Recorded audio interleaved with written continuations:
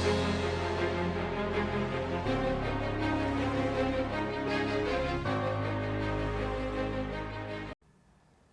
दोस्तों एक बार फिर से हम मिल रहे हैं episode number 17 class 12th maths probability Bayes theorem हम लोग कर रहे थे। उसका असाइनमेंट नंबर था प्रैक्टिस पेपर 4 जो कि आपको लिंक में मिलेगा। उसके अंदर करीब आपके ये देखिए था 20 क्वेश्चन हैं। फ्रंट साइड पे 11 क्वेश्चन हैं, बैक साइड पे 12 to 20 क्वेश्चन हैं। तो फ्रंट साइड के फर्स्ट 11 क्वेश्चन आपके हो चुके हैं। उसके लिए आपको एपिसोड नंबर 16 देखना पड़ेगा। एपिसोड नंबर 17 में हम कंटिन्यू करेंगे क्वेश्चन नंबर 12 से। तो बिना समय गवाए let us start today's class probability class 12th maths. तो देखिए आपका ये क्वेश्चन था अभी यहाँ पे। ऑलराइट, ये देखिए क्वेश्चन नंबर 12। ये एनसीईआरटी का सॉल्व एग्जाम्पल 20 है। A doctor is to visit a patient. From the past experience, it is known that the probability is that he will come by train or bus or by scooter or by other mean of transport are 3/10, 1/5, 1/10 and 2/5। तो किसी गांव में एक कोई बंदा बीमार हो जाता है, डॉक्टर को वो फ़ोन करते हैं, वो आएगा। अब वो 4 तरीके से गांव में आ सकता है। ट्रेन से आ सकता है, बस से आ सकता है, अपने स्कूटर से आ सकता है, या किसी और कोई बैलगाड़ी से आ सकता है। और चारों की प्रोबेबिलिटीज दी हुई है 3/10, 1/5, 1/10 एंड 2/5। ये mutually exclusive and exhaustive events होंगे। इन चारों का अगर आप सम करेंगे तो 1 आना चाहिए। The probability that he will be late, अगर वो ट्रेन से आता है और लेट होता है तो 1/4 है उसके चांस, बस से 1/3, स्कूटर से 1/2 and if he comes by other means of transport he won't be late. अगर वो चौथा है जिसको मैंने बोल दिया कि बैलगाड़ी से आता है, अगर वो बैलगाड़ी से आएगा तो लेट नहीं होगा। ठीक है, बैलगाड़ी चलती है बहुत स्लो है तो वो स्लो एंड स्टडी आ जाएगा। When he arrives he is late, तो जब वो गांव में आया लेट था, जो पेशेंट था वो तो स्वर्ग सुधार गया, हो गया उसका तो कार्यक्रम। तो when he arrives he is late. तो बेस थ्योरम में क्या होता है, जो हो गया है, याद करो क्या होता है, जो हो गया है वो ई है। तो दिस इज योर ई, जो हो गया है वो ई है। तो बोर्ड एग्जाम में सबसे बड़ा चैलेंज क्या होता है, तो पहले ये आइडेंटिफाई करना कि वो बेस का क्वेश्चन है ये नहीं। एक बार वो आइडेंटिफाई हो जाए तो नेक्स्ट चैलेंज होता है कि क्या ई है और क्या H1 है। तो ई क्या है, जो इवेंट हो गई है वो ई है, जो निकालना है वो H1 है।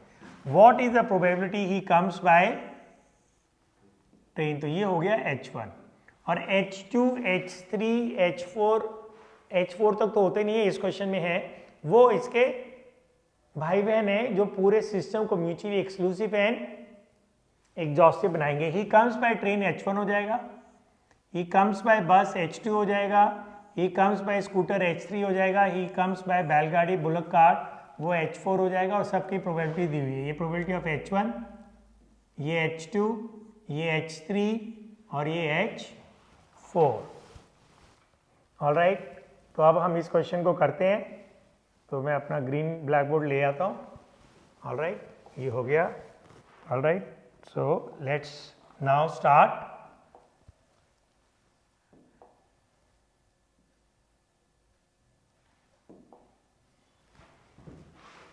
Practice paper 4 question number 12। तो क्या हो गया है, वो ई हो गया। Event he is late. मैंने इसमें कहा था कि अपनी लैंग्वेज मत डालना। पेन को थोड़ा सा पतला कर लेते हैं, ज़्यादा मोटा लग रहा है मेरे को। ऑलराइट, जो निकालना है वो H1 होगा। इवेंट ही का मतलब डॉक्टर हो गया। ही कम्स बाय ट्रेन। H2 क्या था दूसरा वाला, याद है आपको? यस, ही कम्स बाय बस। तीसरा क्या था, अपने स्कूटर से ना, इवेंट ही कम्स बाय स्कूटी।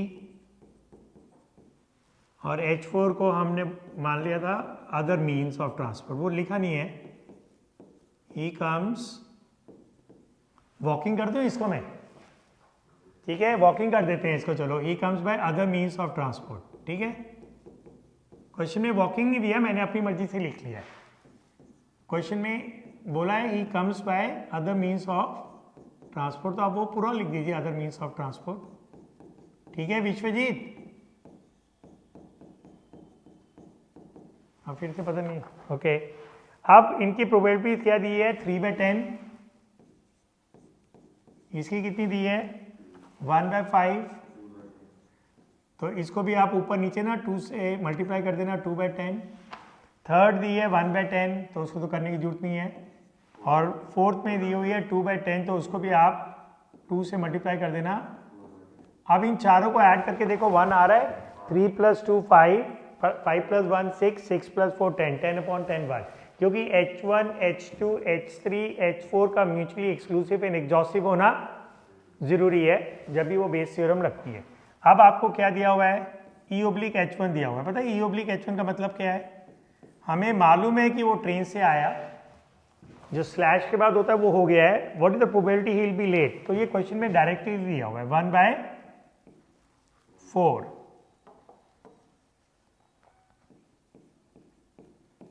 E/H2 मतलब बस से आया और लेट हो गया, उसका क्या दिया हुआ है 1/3। स्कूटर से आया और लेट हो गया, उसकी प्रोबेबिलिटी कितनी दी हुई है 1/2। और ये लास्ट वाले में दिमाग लगेगा, ठीक है। If he comes by walking और by other means of transport he will not be late, तो आप बताएंगे what will be the probability here. If he comes walking he will not be late, so what is the probability of being late, जल्दी बताइए, तुम बताओ बेटा। He will not be late, so the what is the probability of his being late? Vishwajit,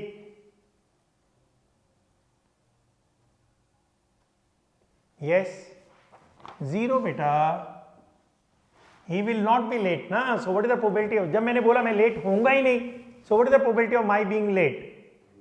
so अब आपको निकालना क्या है, he is late, ये हो गया है, लेट हो गया, पेशेंट लुढ़क चुका है, find the probability he has come by train, तो आपको निकालना है प्रोबेबिलिटी ऑफ H1/, ये जो फॉर्मूला लिख रहा हूं इसी को तो बोलते हैं बेस फॉर्मूला।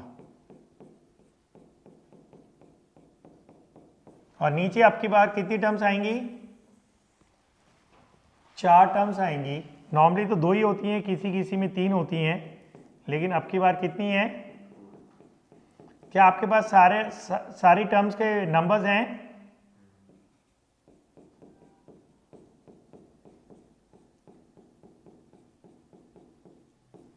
और तीसरा क्या आएगा प्रोबेबिलिटी ऑफ H3E/, और लास्ट वाला क्या आएगा, वो तो 0 ही हो जाएगा।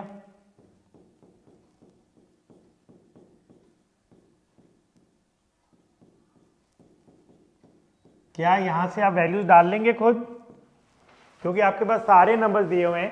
To save time let me not do it from here, you can finish it up yourself. We have already done 11th question, so 12th question मैंने समझा दिया है। पुट वैल्यूज, और असाइनमेंट में मैंने इसका आंसर दे दिया है, इसका आंसर आ रहा है 1/2। Ganga PR, is it okay? Now we will do a very important question and a very interesting question. ये देखिए क्वेश्चन नंबर 13 NCERT का सॉल्व एग्जाम्पल 21 है, ये 2 बारी बोर्ड एग्जाम में ऑलरेडी आ गया है। A man is known to speak truth 3 out of 4 times, तो 75%, मैं खुद ही को मान लेता हूँ 75% प्रोबेबिलिटी है मेरे सच बोलने की, और झूठ बोलने की हो जाएगी 25%, क्योंकि 4 में से 3 बारी मैं सच बोलता हूँ। आई थ्रो ए डाई, मैं ना क्लास में बच्चों को गेम खिला रहा हूँ, लेक्चर स्टैंड पे मैंने एक डाई को रोल किया, ठीक है, और बच्चों को माइक पे बोला कि बच्चों लोग 6 आया है, तो मैंने डाई को रोल किया और बच्चों को क्या बोला 6 आया। हो सकता है 6 ना भी आया हो, मैं झूठ भी तो बोल सकता हूँ, क्योंकि 25% में झूठ बोलता हूँ। Find the probability it is actually 6। तो ये बेस का क्वेश्चन है, इसको आप रट के जाना बोर्ड एग्जाम में।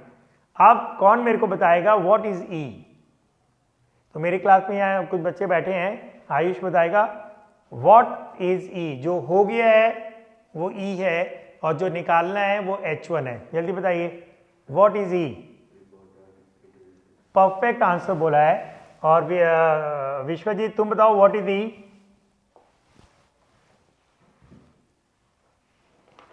मैंने आपको बोला था आप बिल्कुल लैंग्वेज चेंज मत करना। रिपोर्ट्स दैट इट इज ए, पता है बहुत सारे बच्चे क्या बोलते हैं, ही थ्रोज ए 6।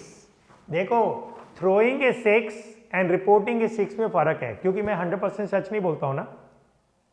तो मैंने माइक पे अनाउंस किया बच्चों लोगों को 6 आया, और तुम बोलते हो E is the event he throws a 6, उसका मतलब हो गया कि मैंने 6 थ्रो किया है, लेकिन मैं 6 नहीं थ्रो करने पे भी तो अनाउंस कर सकता हूँ कि 6 आया।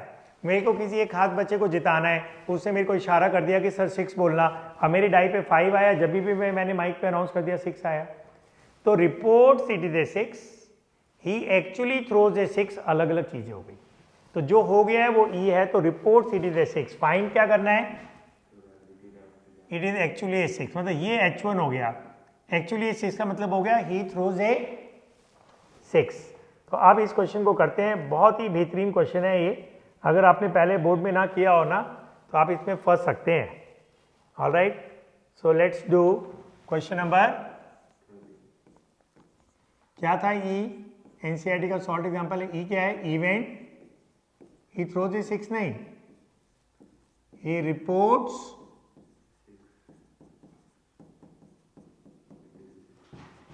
It is a 6। क्या निकालना है, H1 is the event, it is actually a 6, बोलो H1 इज द इवेंट, क्या था, it is actually a 6। So इसकी लैंग्वेज चेंज कर रहा हूं, ही थ्रोज ए 6, ठीक है। इट इज एक्चुअली ए 6 का मतलब हो गया, सेम लैंग्वेज हो गई, ही थ्रोज ए 6। H2 क्या होगा, आयुष बेटा बताओ, पता है H1, H2, H3 भाई बहन होते हैं, जिससे कि पूरा system mutually exclusive and exhaustive बन जाइए। तो बताइए H2 क्या होगा बेटा, ही डज नॉट थ्रो ए 6, दो ही तो ऑप्शन है, तुमने बोला था तो थोड़ा ऊंचा बोलो, मेरे को नहीं सुनाई दिया, he does not throw a. अच्छा अब ये भी बता दो, what will be probability of H1 when you roll a die, what is the probability of throwing a 6? फिर कॉन्फिडेंस क्यों नहीं है, और ये कितना होगा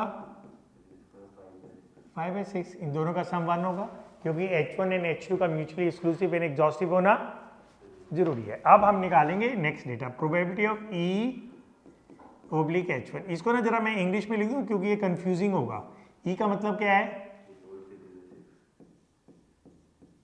रिपोर्ट्स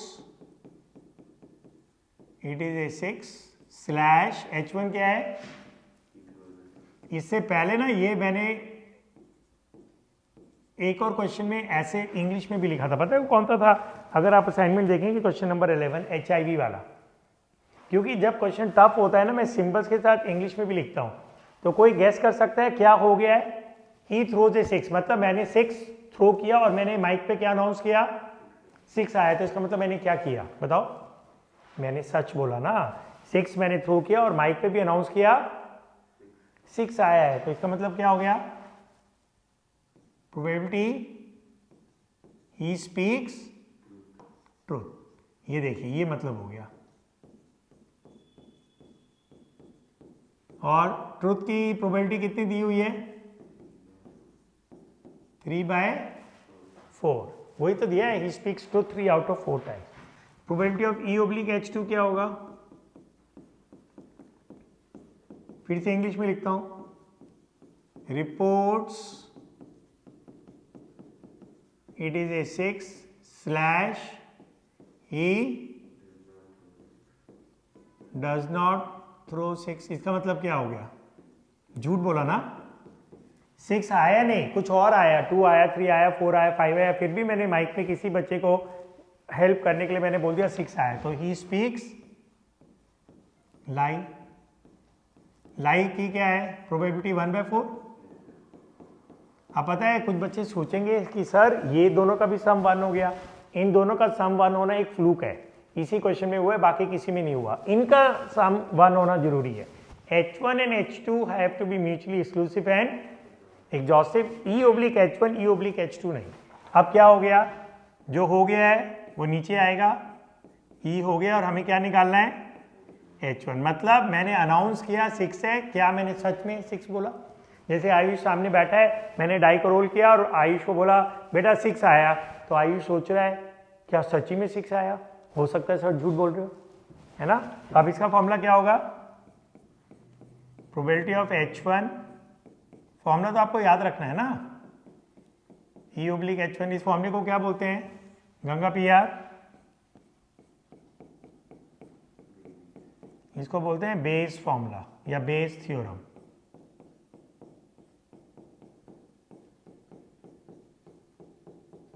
अब इसमें वैल्यू डाल लेंगे आप,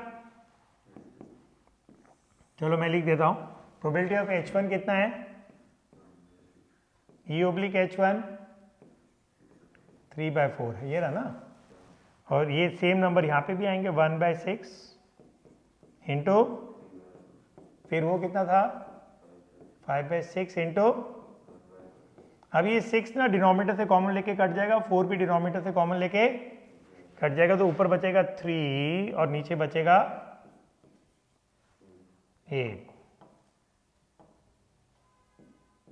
तो ये आंसर आपके असाइनमेंट में है। तो ये एनसीईआरटी का सॉल्व एग्जांपल है, सॉल्व एग्जांपल 21। मैंने ना असाइनमेंट के अंदर लिख भी दिया है कि ये क्वेश्चन मैंने कहाँ से लिया है। तो this is NCERT solve example 21। So it's a very important question, please इसको याद रखिएगा आप, ये बहुत इंटरेस्टिंग क्वेश्चन है। अब हम करेंगे क्वेश्चन नंबर 14। ये भी बोर्ड एग्जाम में आया हुआ है, ये भी एनसीईआरटी का है, पेज नंबर 556 पे है और इनके आंसर्स भी लिख दिए हैं। In answering a question on multiple choice test, MCQs हैं, a student either knows the answer और ही मेक्स ए गेस, यही दो नॉर्मली होती है। तीसरा आप ये भी कर सकते हैं ही कैन चीट, वो हमारा ऑप्शन नहीं है। तो जब आप एमसीक्यू को करेंगे या तो आपको आंसर आता होगा, आप कैलकुलेट करके कर लेंगे, या आप तुक्का मारेंगे। Let 3/4 be the probability he knows the answer, तो आंसर आने की, उसको जानने की संभावना कितनी बोली है 3/4, तो तुक्का मारने की कितनी हो जाएगी 1/4। नहीं भी लिखेंगे तो अंडरस्टूड है कि 1/4 होगी, क्योंकि चीटिंग ऑप्शन नहीं डाला हमने। Assume that the student who guesses that the answer will be correct with probability 1/4, तो इसमें लिखा है कि अगर आप गैस कर रहे हैं तो आपके सही होने की संभावना कितनी है 1/4। आप क्वेश्चन में ना ट्विस्ट भी कर सकते हैं, बोल सकते हैं MCQ हैज 4 चॉइसेस, कितनी है? तो अगर आप गैस कर रहे हैं, तुक्का मारे, तो what is the probability of getting A correct answer 1/4, क्योंकि 4 ऑप्शन है, 5 ऑप्शन होती तो 1/5, 3 ऑप्शन होती तो 1/3। तो वो ऐसे भी कर सकते हैं, instead of giving this number ना, assume that a student who makes a guess at the answer and it is correct, उसकी प्रोबेबिलिटी क्या दी है 1/4। इसकी जगह बोल सकते हैं MCQ हैज 4 चॉइसेस, तो गैस करने पे करेक्ट होने की प्रोबेबिलिटी 1/4 हो जाएगी। What is the probability student knows the answer given that he answers correctly, तो क्या हो गया है जल्दी बताओ भाई, क्या हो गया है ही आंसर्स करेक्टली, तो जो हो गया है वो ई है। क्या निकालना है, what is the probability that he knows the answer, ये H1 हो गया। तो जो हो गया है वो ई है, he answers correctly, I am finding the probability he knows the answer. ठीक है जी ये। So the question seems to be very easy. Let's do question number 14। क्या हो गया है, क्या हो गया था क्वेश्चन नंबर 14 में, ही आंसर्स करेक्टली।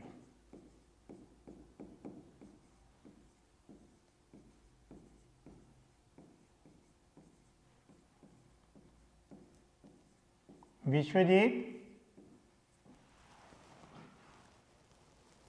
आप इसको कैसे पढ़ रहे हैं? मैंने अभी एक स्टूडेंट को देखा था साकेत वाली ब्रांच में, देयर वाज ए गर्ल, तो क्लास शुरू होने से पहले ना एपिसोड देख रही थी, तो वो she was just glancing through it at a higher speed.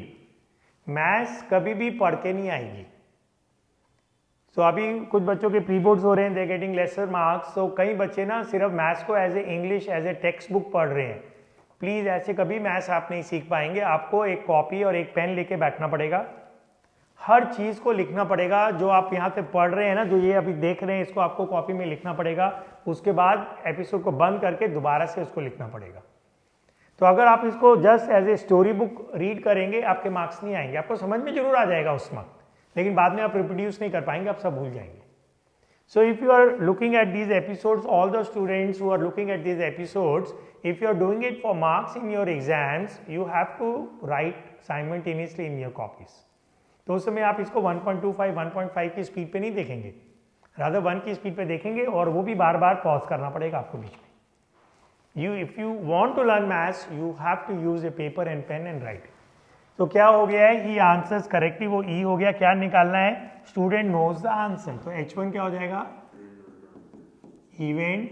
Student की जगह मैं ही लिख रहा हूं, ही.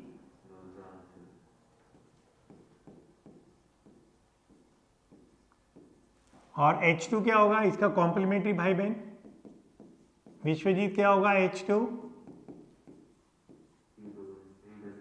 नो, दो ही ऑप्शन दिया है ना, आइदर ही नोज और ही मेक्स ए गेस. हम ये नहीं लिखेंगे ही डज नॉट नो. ठीक है, आप क्वेश्चन में लिखा है let 3/4 be the probability he knows the answer. तो इसकी प्रोबेबिलिटी क्या है, और इसकी हो जाएगी ऑटोमेटिकली 1/, क्योंकि इन दोनों का सम, किन दोनों का sum, probability of H1 plus probability of H2 का 1 होना जरूरी है, क्योंकि H1 and H2 are always mutually exclusive and exhaustive events, and if some events are mutually exclusive and exhaustive, sum of their probabilities is 1. आप देखो बड़ा interesting, अब मैं डेटा तैयार कर रहा हूँ. E/H1 इंग्लिश में क्या होगा, H1 का मतलब क्या है, he knows the answer. E का मतलब है ही आंसर्स करेक्टली. देखो ये डेटा क्वेश्चन में नहीं दिया, सब बच्चों को चैलेंज है. फिर से मैं बोल रहा हूँ आपको जवाब देना है. आयुष से शुरू करेंगे. H1 का क्या मतलब हो गया, ये हो गया है, मतलब he knows the answer. Ayush तेरे को आंसर आता है, आरुष तेरे को आंसर आता है. What is the probability you will answer it correctly, बताइए. फिर से सोचो, तेरे को आंसर आता है, अब what is the probability you will answer it correctly. Vishwajeet तुम बोलो, अगर विश्वजीत तुम्हें आंसर आता है then what is the probability you will answer correctly. Obviously 1. अरे यार, अगर मेरे को आंसर आता है then what is the probability I will answer it correctly, 100% ना, तो 1 हो गया ये. ऑलराइट, कॉमन सेंस है यार. If I know the answer obviously I will be answering correctly. मैं जानबूझ के गलत क्यों करूंगा. E/H2 ये क्वेश्चन में दिया है कि अगर वो गैस करेगा तो सही होने की संभावना कितनी दी है, 1/. कभी कभी क्वेश्चन में ये नंबर ना देके वो बोल देंगे it is the question with 4 choices, तो आप 1/4 लिखेंगे. 5 चॉइसेस होगी तो आप 1/5 लिखेंगे. विश्वजीत अब क्लियर हो गया ये. So this was the most intelligent part of your answer, क्योंकि ये क्वेश्चन में नहीं दिया हुआ था 1, ये आपको खुद लिखना था. और देखो तुम्हारा गलत हो गया था ये. अब क्या हो गया है, ई हो गया है, और आप क्या निकाल रहे हैं, प्रोबेबिलिटी ऑफ H1. ठीक है Ganga PR.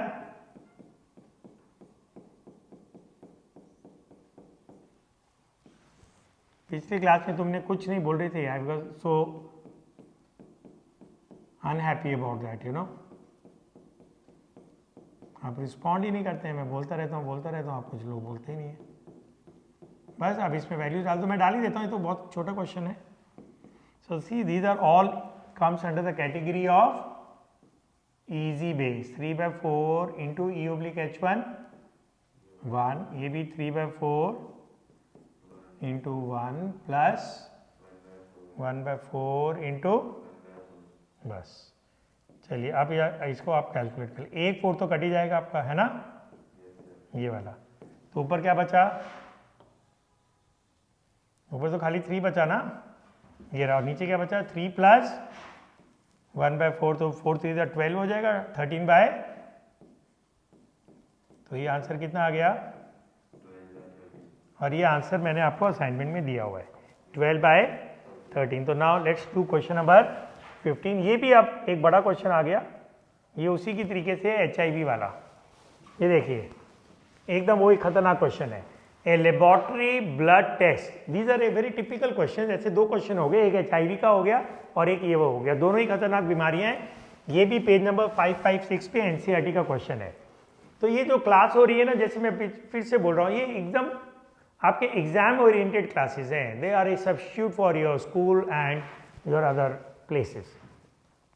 A laboratory blood test is 99% effective in detecting a certain disease when it is in fact present. जैसे अगर मेरे को कोई बहुत कैंसर है, सपोज खतरनाक बीमारी है और मैंने कोई ब्लड टेस्ट कराया तो 99 मेरे को है तो 99% मेरे को रिपोर्ट में आएगा कि तुम्हें कैंसर है. However, the test also yields a false positive result for 0.5% of the healthy person tested. Okay. However, the test also yields a false positive result for 0.5% of the healthy person detected. जैसे किसी को cancer नहीं है या कोई भी खतरनाक बीमारी नहीं है लेकिन फिर भी वो कॉशनली जाता है, या जैसे कोरोना हो गया आपके और वो जाके टेस्ट कराता है तो उसका नेगेटिव ही आना चाहिए क्योंकि वो तो हेल्दी है, उसको तो नहीं है, लेकिन फिर भी 0.5% में उसका रिजल्ट पॉजिटिव आएगा. HIV में भी यही हुआ था. इसको प्रोबेबिलिटी में कन्वर्ट करने के लिए 100 से डिवाइड करेंगे तो 0.005 आएगा, उन्होंने ब्रैकेट में लिख दिया. ठीक है. 0.1% of the population actually has the disease. तो 0.1% दिल्ली में जो लोग हैं या किसी भी शहर में जो लोग हैं उनको हकीकत में डिजीज है. ठीक है. What is the probability that a person has a disease. अब यहां से क्वेश्चन शुरू होता है. ठीक है. बाकी सब सारे डेटाज हैं. What is the probability person has the disease given that his result is positive, given that his test result is ये ई है जो हो गया है ये, और निकालना क्या है वो H1 है. What is the probability the person has disease और पर्सन एक्चुअली हैज डिजीज. यहाँ एक्चुअली वर्ड हो या ना हो कोई फर्क नहीं पड़ता है. तो जो हो गया है वो ई है, जो निकालना है वो H1 है. क्या हो गया है? The result is positive. अभी मेरा आपने टेस्ट कराया और मेरा रिजल्ट आ गया पॉजिटिव है. अब आरुष सोच रहा है क्या सच्ची में सर को कैंसर है, क्योंकि मैं हो भी सकता है कि मैं हेल्दी हूं, मेरे को कैंसर नहीं है और फिर भी मेरा रिजल्ट पॉजिटिव आ सकता है क्योंकि फॉल्स भी तो आती है ना रिपोर्ट. तो ये हमारा क्वेश्चन हो गया. तो अब हम इस क्वेश्चन को शुरू करते हैं करना. तो ये एकदम HIV वाला क्वेश्चन हो गया ये. ठीक है. कौन सा क्वेश्चन नंबर है अब ये? 15. क्या हो गया है जल्दी बताओ विश्वजीत, क्या हो गया है? इवेंट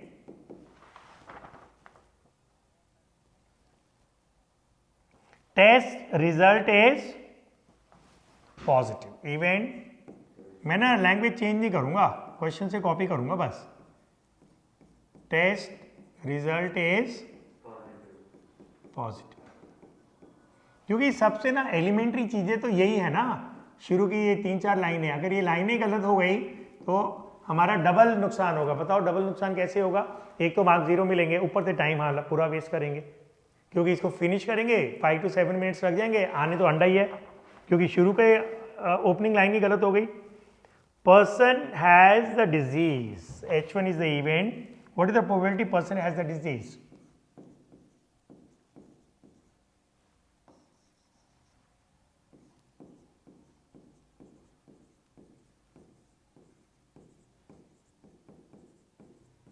तो H2 क्या होगा? आरुष जल्दी बोलो, इसके भाई बहन. हाँ बोलो. नो बेटा एक्चुअली वर्ड तो यही हो गया. यहाँ तुम एक्चुअली वर्ड डालो या ना डालो फर्क नहीं पड़ता है. Person has disease, person actually has disease means one and the same thing. Person does not have disease. Actually word इसमें मैं डाल दूंगा नहीं डालूंगा एक ही मतलब रहेगा. डज नॉट हैव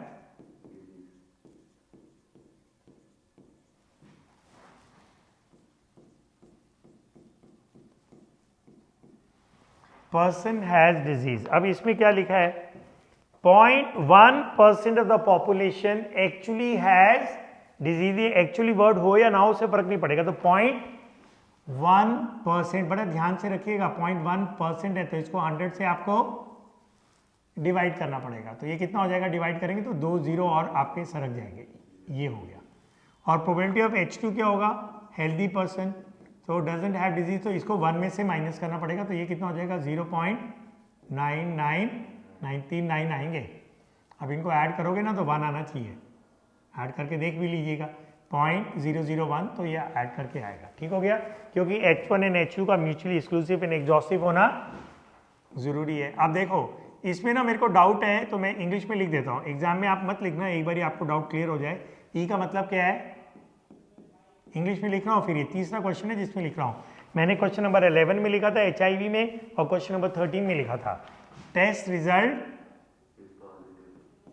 शॉर्टकट में लिख देता हूँ, टेस्ट रिजल्ट पॉजिटिव, H1 क्या है, ही हैज। अब ये हमें क्वेश्चन में पढ़ना पड़ेगा। ये देखिए क्वेश्चन में कहाँ लिखा है, test result is positive, he actually has disease. फिर से मैं पढ़ता हूँ, a laboratory blood test is 99% effective in detecting a certain disease when it is in fact present. तो मेरे को डिजीज है और मेरा रिजल्ट पॉजिटिव आया, वो 99% प्रोबेबिलिटी है, तो ये कितना हो जाएगा, 99 डिवाइड बाय 100। ये ध्यान रखिएगा, ये परसेंटेज में दिया है। E/H2 का क्या मतलब होगा, पहले इंग्लिश में लिख दें। E का मतलब क्या है,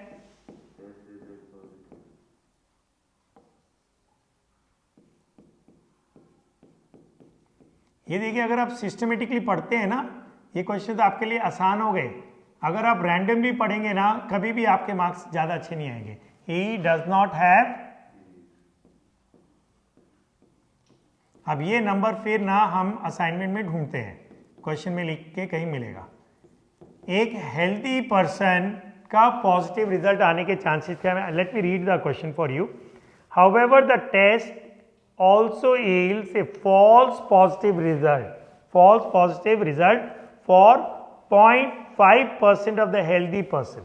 तो 0.5% डिवाइड बाय, तो ये हो जाएगा 0.005।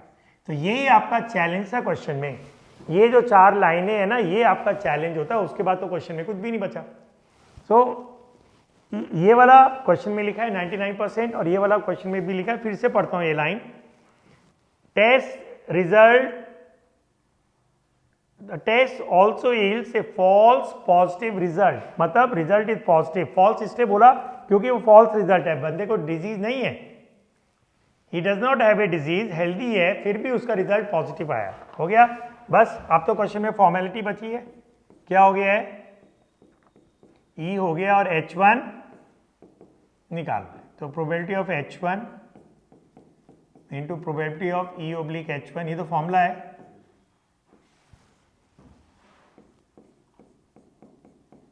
आरुष तुम्हारा अभी प्री बोर्ड हो गए? नहीं, एक तो हो गया होगा, एक भी नहीं हुआ। तो आजकल क्या चल रहा है, बोर्ड के या स्कूल के? ओके, प्रोबेबिलिटी ऑफ H1 कितना है देखो ऊपर, 0.001 और E/H1 इसको भी डेसिमल में कन्वर्ट कर दें, 0.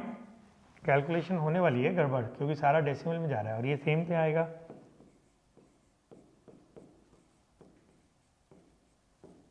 प्रोबेबिलिटी ऑफ H2 क्या है, ये रहा 0.999 और E/H2 का है, निकालना क्या था। Okay, what is the probability that the person has. अब इसको हमको करना पड़ेगा थोड़ा सा ऊपर। अब ये हमारी कैलकुलेशन है, इज इट नॉट? तो ये एक गंदी कैलकुलेशन हो गई है।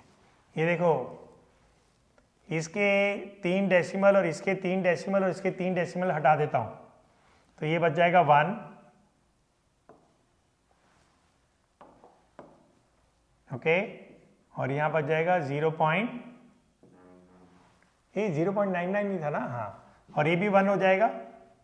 ठीक है, क्योंकि इसको आप समझ लो ना, मैं इसके 2 डेसिमल हटा रहा हूँ, इसको divide by 1000 divide by 1000 divide by 1000, वो 1000 काट रहा हूँ, तो यहाँ क्या बचेगा 0.99 प्लस, और यहाँ बचेगा 999 इंटू 0.005। अब ये एक गंदी कैलकुलेशन बची है हमारे पास।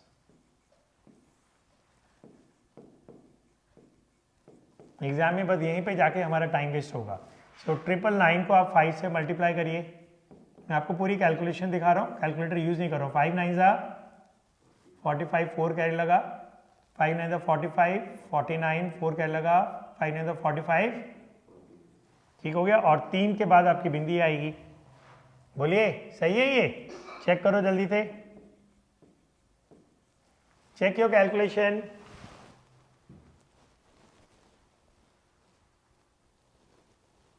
ऑलराइट, अब इसको थोड़ा सा फिर ऊपर करते हैं। अब इसके अंदर हम ऐड कर दें क्या, 0.99 ऐड कर देते हैं। 5, 18, एक कैरी लगा 19, ये हो जाएगा अब 5.98। इसमें एक जीरो और लगा दो पीछे, तो ये और डेसिमल हटा दो तो 99990। ये आपका आंसर है। अब इसको और काटेंगे हम 5 से और हमारा आंसर आ जाएगा। ओके, ये 9 से भी कटेगा, नहीं कटेगा 9 से।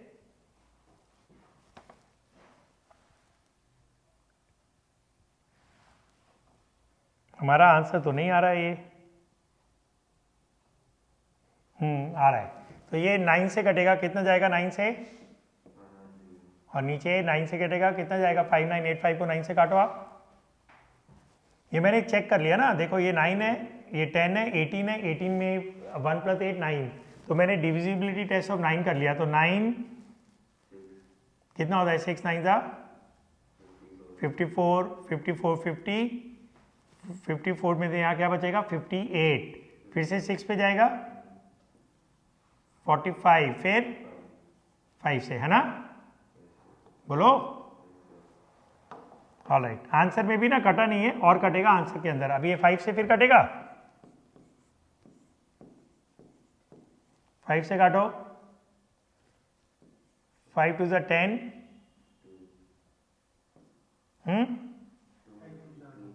कितना हो गया 22,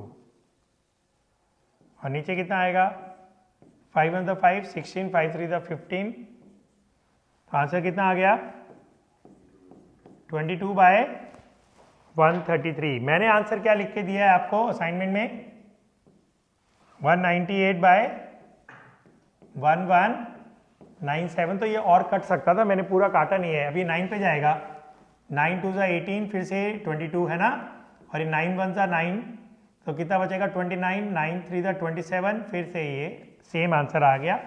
तो असाइनमेंट में जो आंसर लिखा है वो फर्दर कट सकता था। तो आपका आंसर आ गया 22/133। तो ये एक और बेहतरीन क्वेश्चन आपका हुआ। अब एक क्वेश्चन और कर लेते हैं 16। ऑलराइट, तो ये क्लास थोड़ी लंबी हो रही है, लेकिन कर लेते हैं अब हाथ के हाथ, क्योंकि आज क्वेश्चन हैवी वेट एक ही हुआ है, बाकी इससे पहले सारे क्वेश्चंस इजी थे। तो question number 12 was easy, NCERT का था। Question number 13 was easy, question number 14 was easy, question number 15 was little tough. Now let's see question number 16। Suppose a girl throws a die, if she gets 5 or 6 she tosses a coin 3 times and notes the number of heads। ये तो tree diagram की तरह लग रहा है। if she gets 1 2 3 or 4 she tosses a coin once and notes whether it is a head or a tail। if she obtains exactly 1 head, ये question tough है। Alright, so if she obtains exactly 1 head, तो क्या हो गया है, she obtains exactly 1 head, तो ये आपका E है। ये भी एनसीईआरटी का क्वेश्चन है। Find the probability she threw 1 2 और 3 विद ए डाई। तो ये क्वेश्चन कंफ्यूजिंग है, इसको ना एक एक करके करते हैं। आप अपने असाइनमेंट को हाथ में रखिएगा, और क्योंकि उसको बार बार मेरे को देखना पड़ेगा इसको करने के लिए, क्योंकि ये क्वेश्चन इतना इजी नहीं है। क्वेश्चन नंबर 16 ऐसे करते हैं ना, स्टेप बाय स्टेप करेंगे। अगर इसको मैं एक झटके में करूंगा ना तो ये मुझसे भी नहीं होगा। तो we have to break a difficult problem into small small parts and approach one at a time. क्या हो गया है, she obtains exactly 1 head।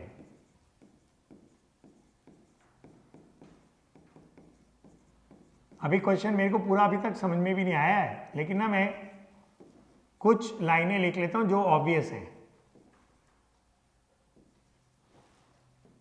She obtains exactly 1 head। Find the probability she threw 1 2 3 और 4 with a die। तो H1 क्या होगा, she threw 1, 2, 3 or 4 with a die। तो H2 क्या होगा विश्वजीत, जल्दी बताओ।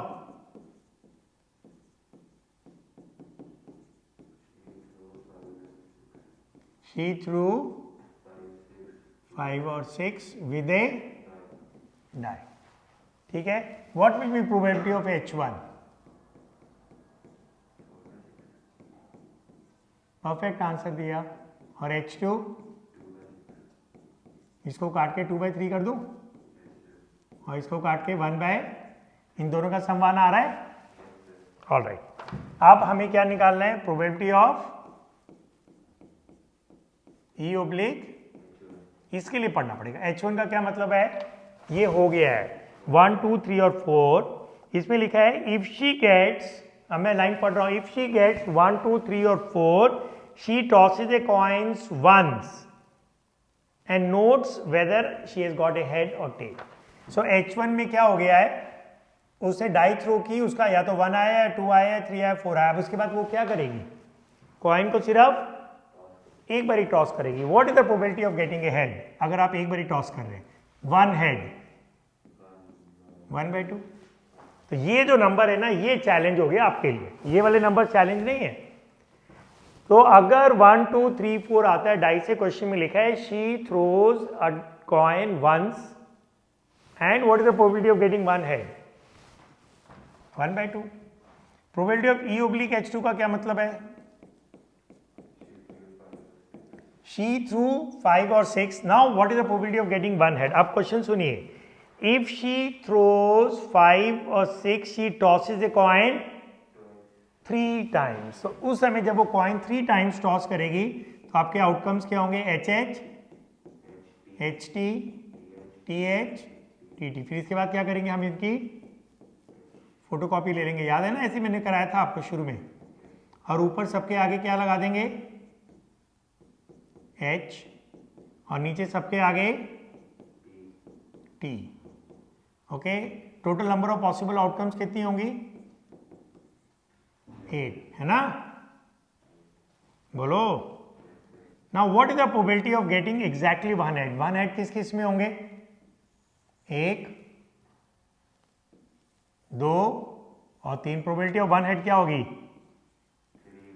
ये देखो कितना खूबसूरत क्वेश्चन बना। तो इसके अंदर एक क्लास 10 की भी क्वेश्चन आ गया, a coin is toss 3 times, find the probability of getting exactly 1 head. ये 10 का क्वेश्चन हो गया। A coin is tossed 3 times. What is the probability of getting exactly 1 head? क्योंकि is the event of obtaining exactly 1 head. The probability of obtaining exactly 1 head when you throw a coin 3 times is 3/8। बस अब तो question खत्म हो गया। क्या हो गया है, E हो गया, क्या निकालना है, H1। तो ये तो फॉर्मूला है आपका प्रोबेबिलिटी ऑफ H1। तो ये क्वेश्चन भी अच्छा खासा चैलेंज है। आप तो प्रोबेबिलिटी के क्वेश्चन खाली एनसीईआरटी बुक से भी कर लो ना, बोर्ड एग्जाम में आपके पूरे मार्क्स आ जाएंगे।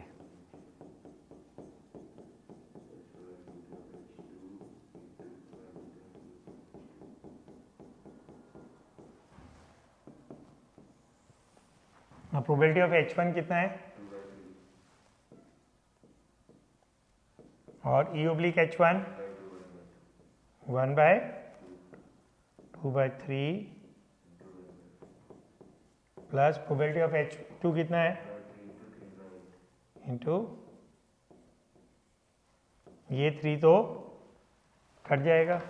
बस अब तो कैलकुलेशन बाकी है, इसको मैं ऊपर कर देता हूँ। अब इसकी हम कैलकुलेशन कर लेते हैं। ये 2 भी कट गया है ना, तो न्यूमरेटर में तो 1 आ गया, ये 2 भी कट गया, ये भी 1 आ गया, और यहाँ क्या आएगा 3/10। एलसीएम लेंगे तो ये 8 ऊपर चला जाएगा घूम के, और नीचे 8 + 3 11 आ गया। तो ये आंसर आपके क्वेश्चन में लिखा है 8/11। ये 2018 में बोर्ड एग्जाम में आया हुआ क्वेश्चन है, 2018 में। तो आज की क्लास में हम इतने ही करते हैं। तो हमने कितने क्वेश्चन कर लिए, बेस के हमने 5 क्वेश्चन कर लिए, 4 क्वेश्चन और बचे हैं, वो अगले एपिसोड नंबर 18 में करेंगे। I hope you are understanding what I am trying to teach you in the class. तो मेरे को फिर से आपसे मेरी वही गुजारिश है, निवेदन है कि अगर आप एग्जाम्स के लिए पढ़ रहे हैं, मार्क्स के लिए पढ़ रहे हैं, तो आप इसको प्लीज़ धीरे धीरे देखिए, साथ के साथ लिखिए, कॉपीज़ बनाइए, उसके अंदर प्रॉपर एक्सरसाइज नोटबुक बनाइए और थ्योरी पे बहुत ज़्यादा इंपॉर्टेंस दीजिए। तो मिलते हैं अगले एपिसोड नंबर 18 में, तो और उसमें हम रिमेनिंग क्वेश्चंस करेंगे जल्दी। So let's meet again.